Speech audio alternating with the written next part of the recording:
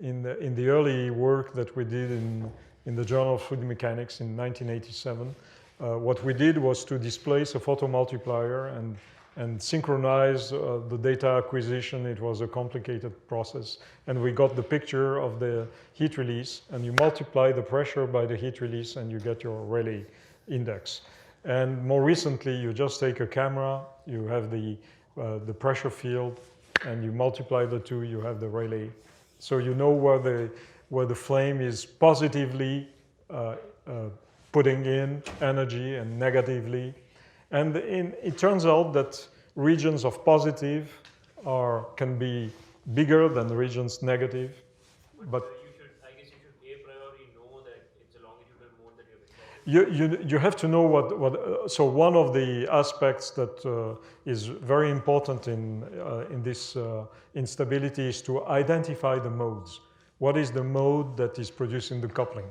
So you calculate the frequency, you compare the frequency with the modes that you can calculate using either analytical or using COMSOL. For example, you solve the Helmholtz equation now can be solved very nicely using general purpose codes like COMSOL. COMSOL tells you, in the early days, in 1985, I thought it would be really important to be able to solve for the normal modes using a finite element code. At that time, it was not available. So we built our own little finite element code, and we actually calculated these modes. And there is a paper in the Journal of Propulsion and Power where we show that even taking into account the temperature variations, you can solve for the normal modes. And so this was an early attempt to get the normal modes numerically. And now you can do that routinely. It's very routine. And so it is important to identify the normal modes using the frequencies, but also using probes so that you can actually verify that what you think is the right mode is actually there. So yes, modal identification is, we will do that for example, we'll speak about that when we look at annular combustors. There you have modes which can be azimuthal, and this is of great interest. We want to understand how the azimuthal modes couple combustion. Yes, there was somebody else wanting. Yes. I was just wondering the surface fluctuations you showed earlier. Yes. Yes. Are you just relating intensity to the mean intensity and relate that to the surface fluctuation, or are you actually measuring it by decomposing the? Yes. In this case, these are axisymmetric flames. Right. So you can do an Abel transform. Yes. The Abel transform is like peeling an onion, and it's very useful for axisymmetric systems. It gives you a slice, and from that you can deduce the area, and you can deduce the change in area, and it works. You see here the area is changing like that, and the pressure is like that. So they don't quite match, but they are very close. So that's pretty close. So you actually convoluting the image and then? Yes, yes, yes. That's how we do that. Yeah, yeah. We started using the Abel transform now very extensively, because when you look at the flame like that, you have it's fooling you. You are looking at an integrated view of what goes on in the flame. If you do the Abel transform, you get really the cone. The luminosity that you get in the middle is just the fact that you are integrating.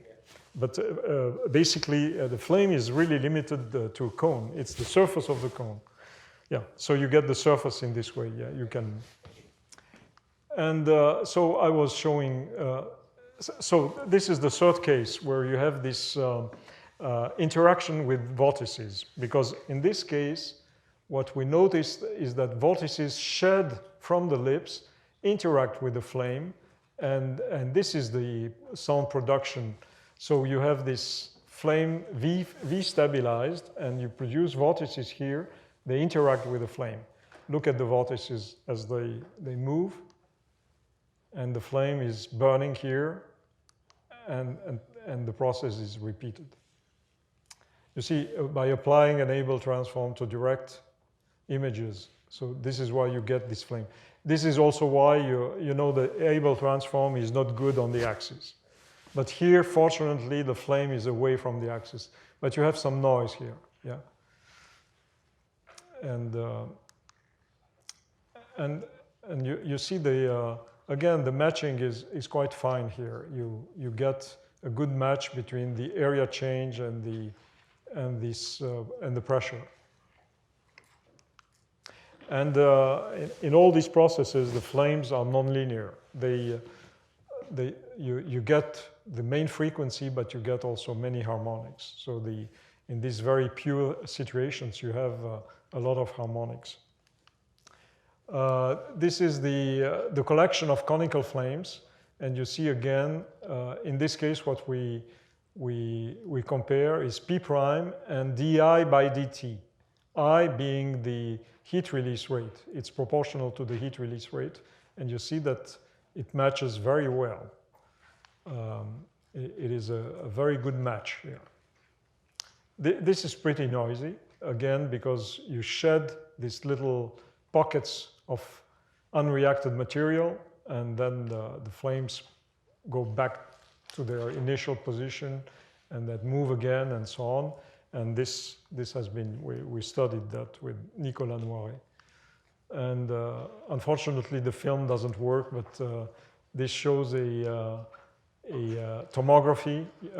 You put in some droplets, oil droplets, and you can see this is the actual velocity, and these are the droplets. But unfortunately, the film, it doesn't see where the film is, and I don't remember where it is in my computer. But if I find it, I'll show it to you. And it has a problem here.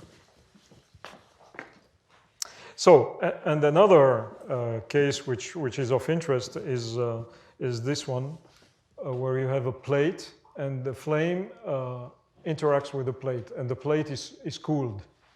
So without a plate, if you put in some acoustic waves here, there is very little noise, you see.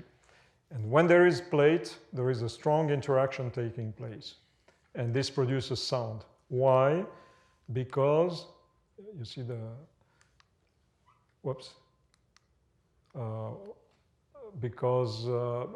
Essentially because the flame is moving here, and the area is changing again in this interaction. We will see that later. So I don't have the slides corresponding to this, but we will study that later. What about confinement? We also did a lot of work on confinement, and how does one treat confinement? It turns out that the very standard way is to use the normal modes. We will do that in more detail in a few, perhaps tomorrow. The idea is as follows. We project the pressure field on the normal modes, and the amplitudes of each of these normal modes makes you see you have this expansion here. These amplitudes satisfy simple, ordinary differential equations. And on this side, what you have essentially, don't look at that one, this is boundary effects, but on this side, you have the projection of the source terms, the rate of change of heat release rate, fluctuations. And this is the term that appears here. So in principle, you can take into account the normal modes, you can take into account confinement using this sort of framework. Experimentally, what we did is to look at the V flame, and we studied the effect of confinement. Here there is no confinement. Here we have some confinement. The wall is somewhere here. We increase confinement, so the flame starts interacting with the wall. It has a very strong effect. And if the confinement is maximum, that is, if the size of the confinement is equal to the diameter, the exhaust diameter, of course, this has a very strong effect. You see this parameter, the confinement parameter is important. It's the diameter of the injector divided by the diameter of the confinement. So as you increase confinement, the flames interact with the walls, and of course, there will be extinction in these regions, and you see these special shapes, and sound radiation will increase. And you can see that here. No confinement, you have these signals. So this is the velocity, and this is the rate of change of the intensity, and you see it matches well the pressure. So definitely the theory that I've shown are reasonable. And if we go now to a higher confinement, this one, you can see this produces even a torus of unburned material, while the flame is a V flame. So here you didn't have that, while here you do have that. And this is the LDV signal, and again, there is a match between the pressure and the rate of change of heat release rate. So you have a picture of all these perturbed flames. What is important with these experiments is that you can actually verify and look at very simple processes. Of course, if you start with a turbulent flame, immediately you have a complicated situation. So it's interesting first to look at simple flames. So we did a lot of such simple flames. We looked also at the transfer functions. We will see that. We looked at the theory as well. We try to represent these mechanisms using theory. And all of that is, of course, also of importance for combustion noise, because what you learned here has to do with the noise from flames as well. It has to do with combustion dynamics, but it has to do with combustion noise. So let's go to the next topic.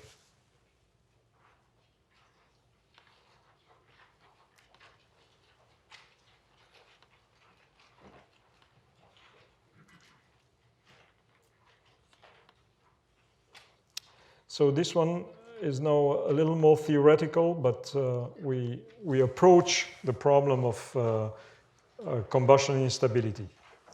So again, what we are interested in is we want to describe this sort of loop. And again, the flow is perturbed, it perturbs combustion, combustion gives acoustic feedback, and the flow is perturbed. And this is the loop we want to look at. And we want to see if it is possible to actually model that in very simple terms. Now we have tools. We have developed a few tools. We looked at the acoustics. We looked at the flame. How does the flame respond to perturbations? We've seen examples of that. We've seen that this transfer function is important. If you can measure the transfer function, it's important. And we want to study something like that in a simple configuration. So the simplified model that I propose is the following. We look at a flame which is sitting in a duct, and let's assume that these two sides are rigid. So you can say, well, where does the flow go? If everything is rigid like that, there is no possibility of introducing flow. But what I'm saying here, it's a rigid wall in terms of acoustics. You have here, the velocity is equal to 0 here, the velocity is equal to 0 here, but you can have a mass flow rate, but these are rigid boundary conditions that correspond to velocity is equal to 0. You can also think that the reactants come from the sides, and they are introduced here, and they exit from the other side, and you have a rigid wall here. So anyway, is it possible to study that problem?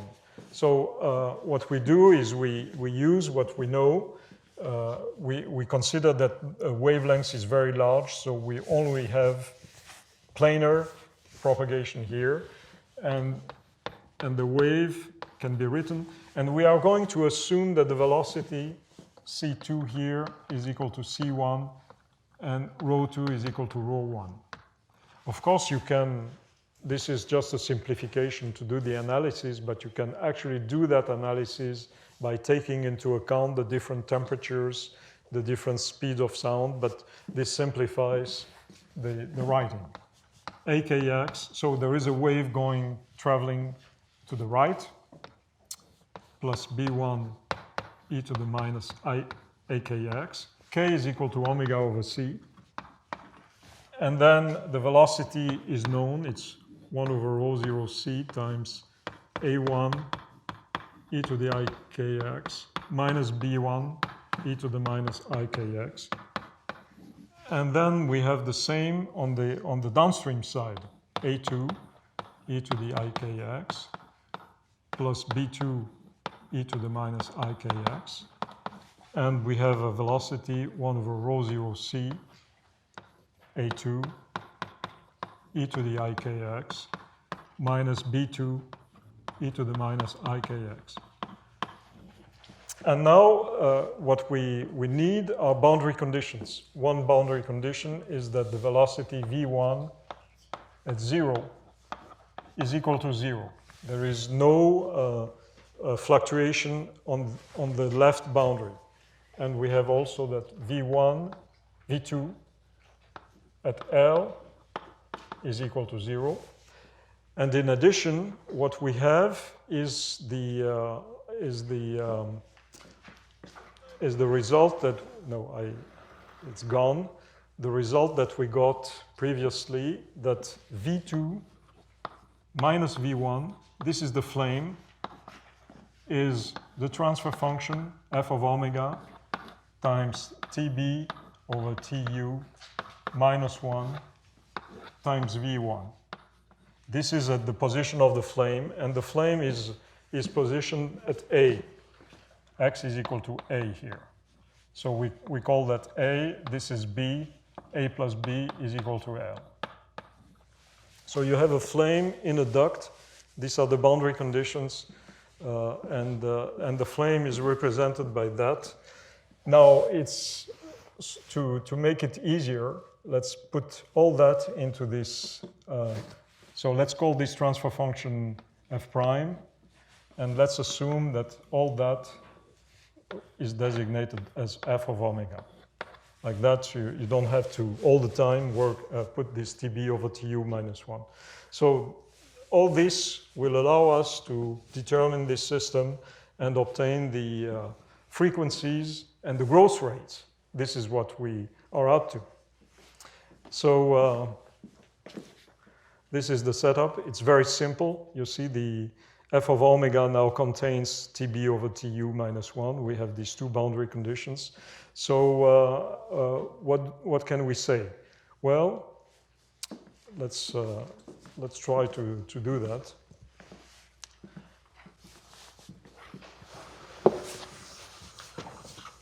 So if we take the first condition, V1 is equal to 0, you get immediately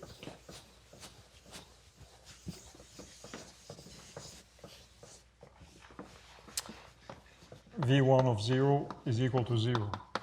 This gives you A1 is equal to B1. And then V2 of L is equal to 0. This gives you A2 e to the I KL, x is equal to L. Did I put that here?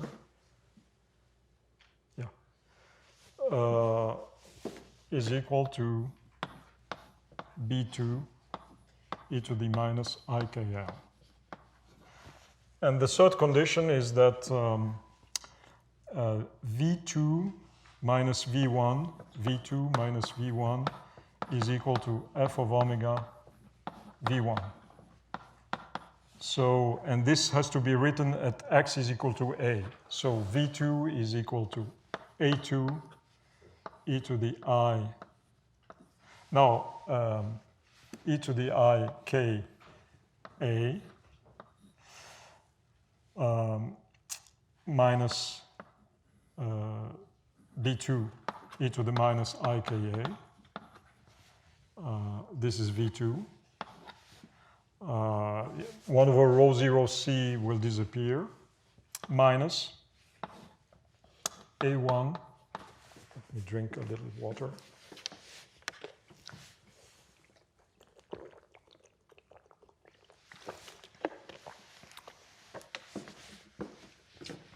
E to the I Ka minus B1 e to the minus Ika is equal to f of omega and multiplied by A1 e to the Ika minus B1 e to the minus Ika. So now we have a system. We have a sufficient number of relations, and it takes a little algebra. And the result is that you get this system can be satisfied if you have the following expression. You get something which is like that: sine of KL plus. In fact, it's a homogeneous system, and you get the determinant can be written. I will not do it here, it would take time, but you can do it by yourself. This is typically a calculation that you can do when you are alone and you have some, and the noise level is not too large, so that you don't get disturbed. So sine KL plus f of omega sine Ka cosine, yes, sine Ka cosine Kb is equal to 0. So this is what we call a dispersion relation. This is a dispersion relation. It's interesting first to look at that dispersion relation. Let's assume, for example, that the flame is absent. There is no flame. What happens? If the flame is absent, f of omega is equal to 0. And so what we have is sine KL is equal to 0. So this is typically the modes of this system, the resonant modes of the system. This tells you what the frequencies are. So you have KL has to be a multiple of 2 pi. It could be 0, but that's of no interest. It could be 2 pi. At 2 pi, you have sine of 2 pi is equal to 0. And it could be 4 pi, etc. So what is this? K is equal to 2 pi Fn. So in fact, these are Kn's times L divided by C is equal to N times 2 pi. So the 2 pi's, sorry, it's not 2 pi, it's pi, because it can be pi, 2 pi, 3 pi, etc. All right, okay. So what we have here is only the pi's which are going away. So pi is going away, and Fn is equal to C divided by 2L and N. This is it. So these are the frequencies, the normal modes if you have a closed duct on the two sides, rigid, it's a closed duct. And this can be used now to calculate what happens when you have a flame, because this is without a flame, there is no growth, it's just a frequency, and nothing would happen, in fact. But these are the normal modes. And what we are going to do is to use these modes to, they are here, you see the first mode is C over 2L. So let's assume you have, for example, a duct of 1 meter. The frequency would be 340 divided by 2, 170 hertz. So, for example, the first mode is at 170 hertz. These are half-wave modes because the wavelength is equal to 2L. And it's a... all right, so how do we go with that? Well, of course, corresponding to that, we have omega n is equal to 2 pi times that. So it makes pi c over L times n. So the idea is, if we have the flame, is to look for solutions, is to assume that the transfer function of the flame is small, and to do a perturbation. That is, consider that omega that you are looking for, the roots of this dispersion relation, will be like the omega 0, these normal modes, plus a perturbation omega 1, something like that. So you assume that this is small compared to the basic frequency here. This is very small. We assume that f is a small quantity. So the idea is to expand. If you do analysis, you expand that around the modes, the initial modes. You see, how does that do? What we do is it's interesting to call h. So we will call h of omega is sine of KL. Then we call L of omega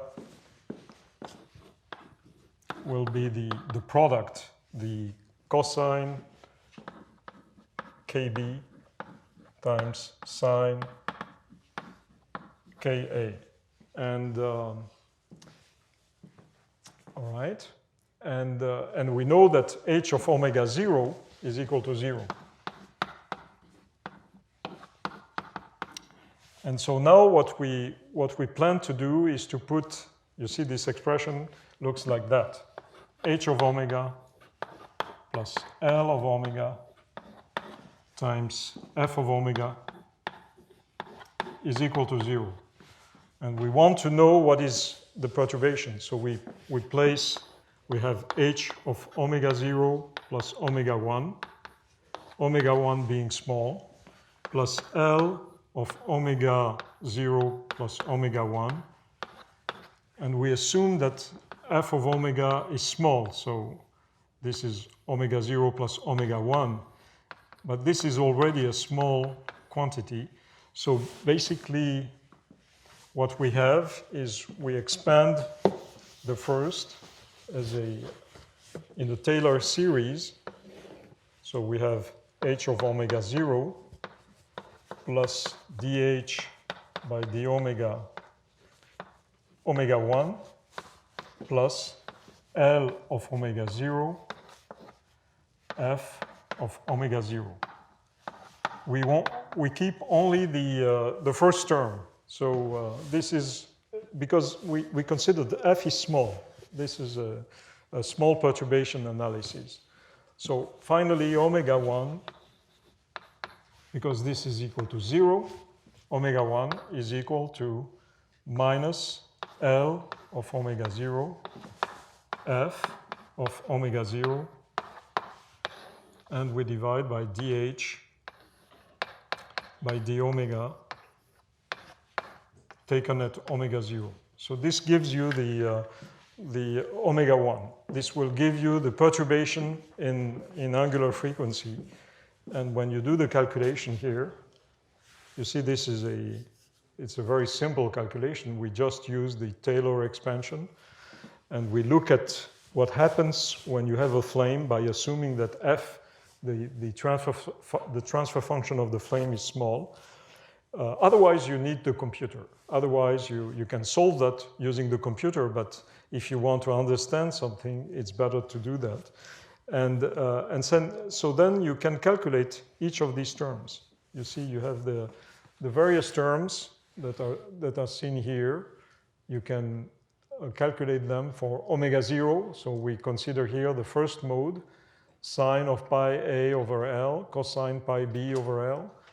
dH over d omega is L over c cosine omega 0 L over c.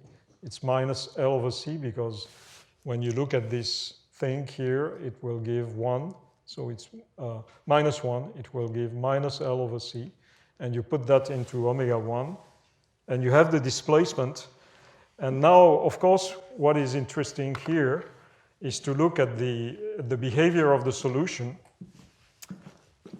And you remember that the solutions were in the form e to the minus I omega t.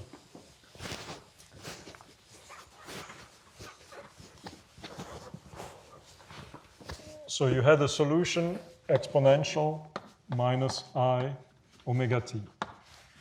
And this is e to the minus I omega 0 t. So this is just imaginary, so it makes an oscillatory solution. And then you have e to the minus I omega 1 t. And the part which is important here is to look at the imaginary part, because omega 1 is omega 1 real, so that will be a change in the frequency. So the mode is changing its frequency, it's moving, and then we have I omega 1 I. This is the imaginary part, and put that in here, and you see that this becomes exponential minus I omega 0 plus omega 1 R, the real part, t. So that's oscillatory.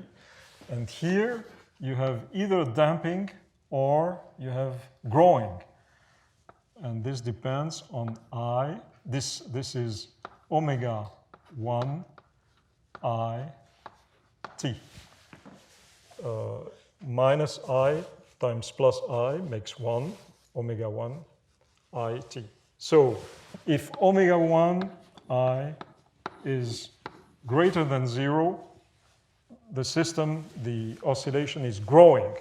And when omega I, 1I is less than 0, it's decay, it's damped, grows.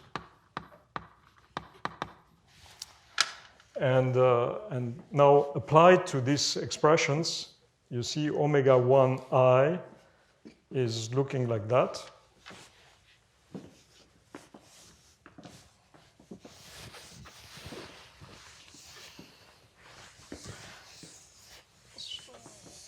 So you have all these terms. You have to take you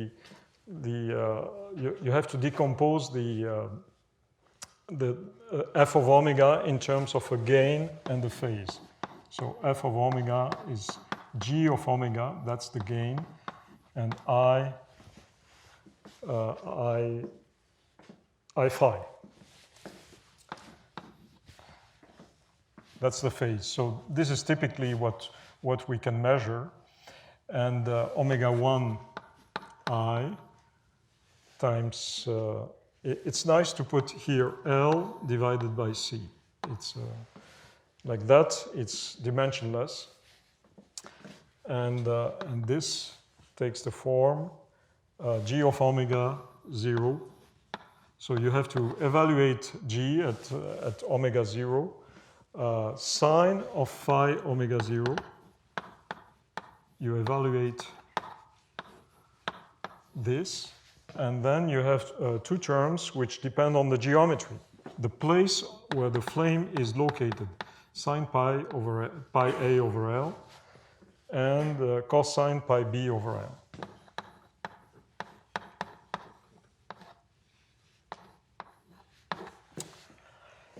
Okay, so now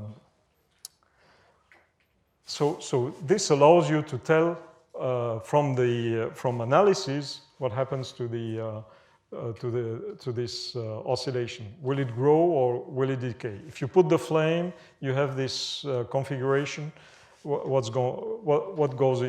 is going on? Now, in general, the flames will be, let's say, closer to the left side. Let's assume that. Let's assume that A is less than L over 2. And so B is greater than L over 2.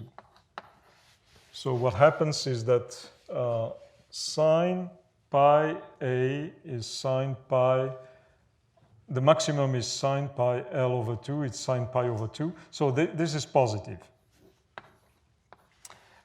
This one is, on the other hand, this is negative because B is greater than L over 2, so it goes on the negative side, so that's negative. So if to have an instability, this thing has to be negative. And to be negative, it means that if we plot if we place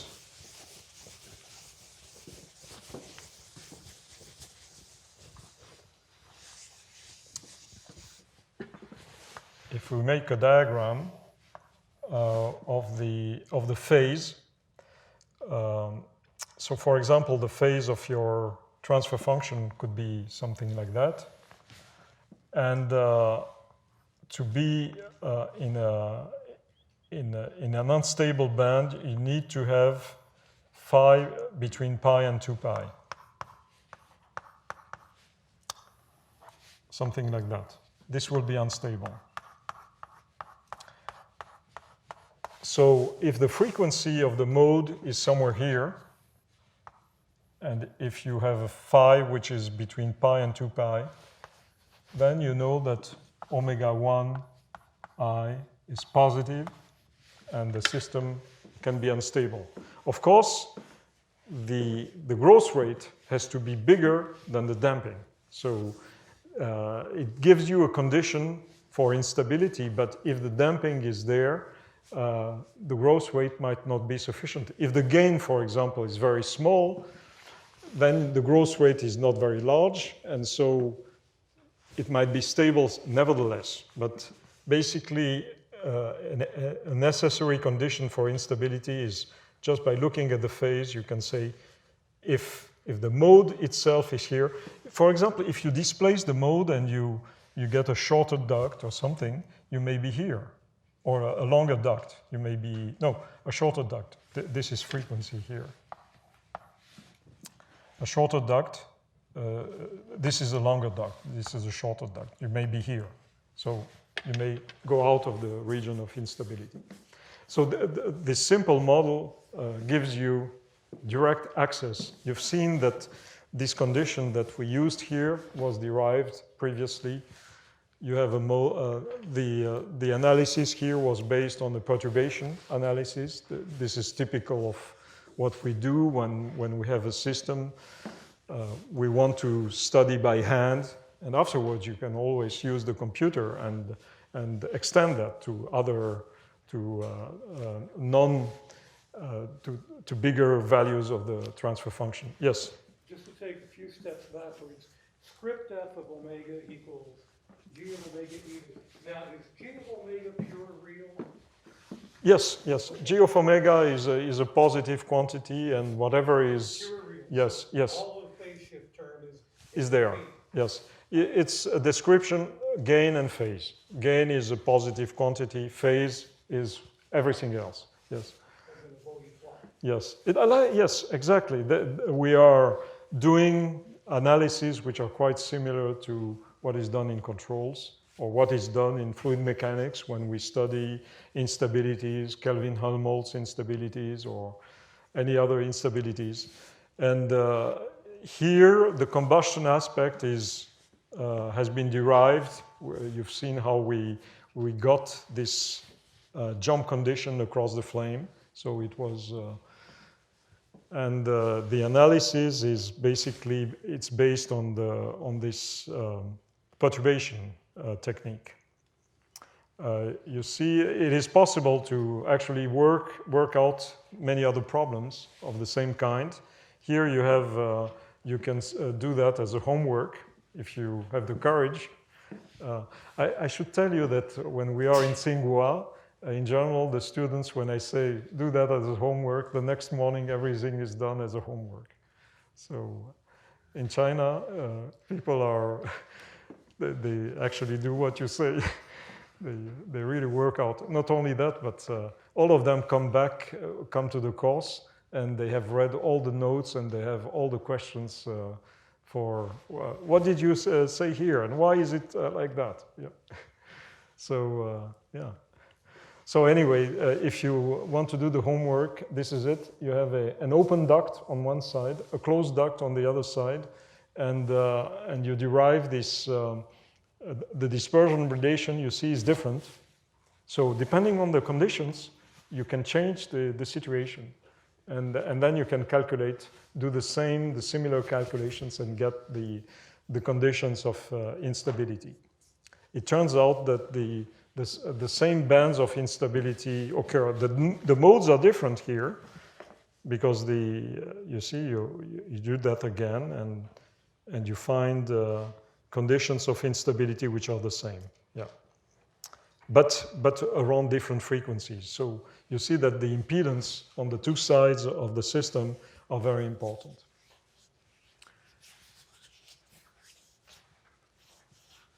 Yes? Why is there no time dependence in our normal mode aspects there? D1, D1, Why is there no time dependence? No, the time dependence is always there. When you write this system, you remember that all of them has e to the minus I omega t in your mind. It's there. Otherwise, you should write them everywhere. You know, it's not explicit, but we know all these waves are e to the minus I omega t. What is new here is that omega can be complex. If the imaginary part of omega is positive, there is a growth. So this is so what we are looking at is conditions which will give omega positive, and you have a growth. So these results are really rather simple to get. They use our knowledge of acoustics, of the acoustics of reactive flows, the matching, the jump condition across the flame. It's a nice, it's a toy sort of model, but it has all the features. You can see how the transfer function operates here. You can see how the normal modes are important because everything will be around the resonances. What you see also is that the frequency of the instability will not be quite the frequency of the normal modes. It will be displaced, and if the flame is very powerful, the displacement can be quite a few hertz. It's, in fact, in practical experiments, what we see is that there are shifts in frequency. As, for example, as the amplitude of the mode the oscillation is growing, the frequency is shifting. It doesn't stay at the calculated frequencies. It moves away from that. It's sometimes by large amounts. For example, we have an experiment where we go from 800 hertz to 650. So 150 hertz, as the level of the oscillation is growing, the frequency is diminishing. It's so this can be seen here by this omega 1R. You see there is a change in frequency due to the presence of the flame. Without the flame, omega 1I is equal to 0, and we are back at the case, the very simple case.